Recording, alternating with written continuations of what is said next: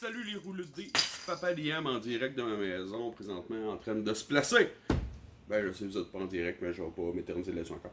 Et ce matin, j'ai vu sur Donjon D&D 5 québécois une question qu'un joueur a posée, là, que je me suis dit, je suis obligé comme de faire une réponse rapide à ça, je peux pas attendre d'être placé, pas de montage, flic à flac. Ce qu'il demandait, c'est quelle est la punition adéquate pour un joueur qui emmène des chips nature à la table? Là, je me suis dit, il y a tellement de choses à dire sur ce sujet-là, il faut que j'essaie de réfléchir pour que je me concentre, ok?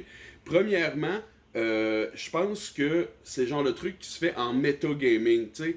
Dans le jeu, ça n'a pas besoin nécessairement d'avoir de l'impact, mais ça va être bien dur d'essayer de le faire sortir, parce que les joueurs sont conscients que le gars est venu à table avec des chips nature. Là. Fait à ce moment-là, je pense que la personne a probablement un personnage beige qui prend pas beaucoup de place, donc il va lui-même s'être fait retirer de la game. Sûrement qu'il va avoir été jugé, ces choses-là. On va pouvoir observer pendant la game aussi les gens qui le regardent avec un air un peu plein de jugement, tu sais, des affaires du genre. Laissez aller, tu sais, il faut que la personne se sente jugée et oppressée pour que la prochaine fois elle emmène quelque chose de mieux. Ok? Ça peut se refléter dans le game aussi par l'attitude du DM. Faut pas avoir honte de ça, c'est normal, la personne a une différence, faut l'accepter.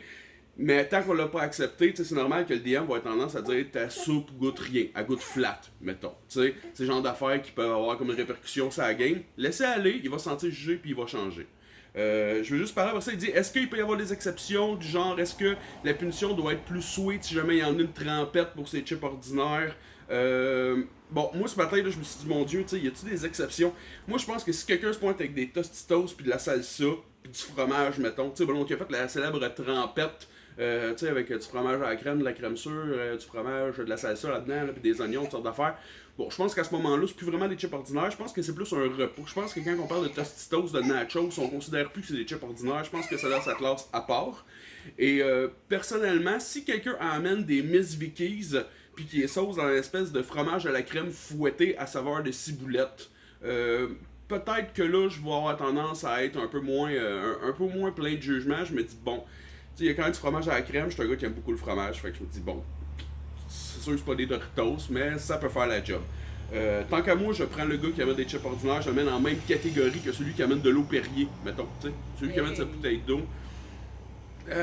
D'eau de Seigneur Donjon Dragon, il y a du monde autour de la table. T'sais, je sais pas pourquoi est-ce que ce gars-là s'est ramassé. Peut-être c'est ça la question. Pourquoi ce gars-là s'est ramassé à votre table au départ? T'sais? C'est un membre de la famille malaisant, que vous saviez pas comment dire non.